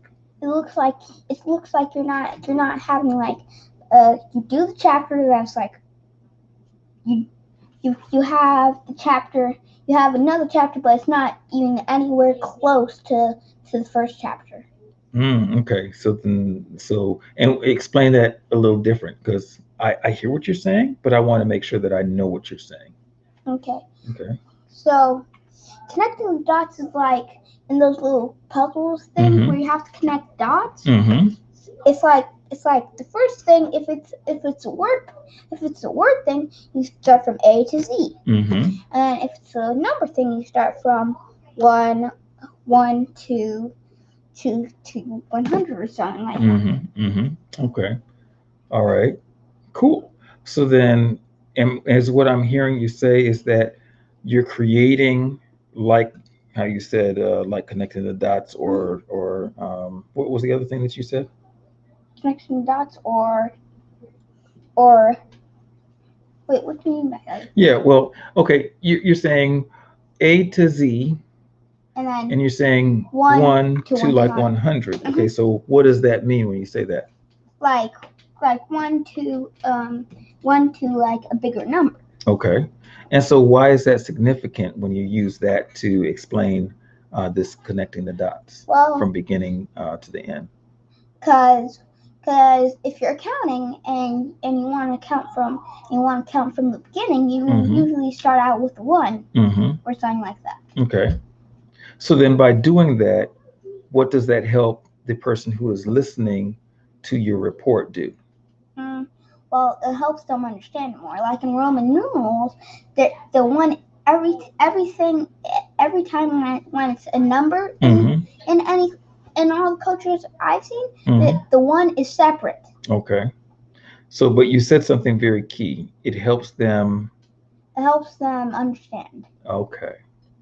So it helps them understand. So when you connect all the dots from start to finish, it helps them understand. And it helps give them more of the principles and what the principle is actually because the start might give you principle you're thinking that's what the whole story is about, but then when you find out that there's a certain reason why they're doing it, it's like, oh, they're doing that because there's this video meme I saw. It was something where the reason why the guy was mad at someone is because he was replaced. Oh, okay.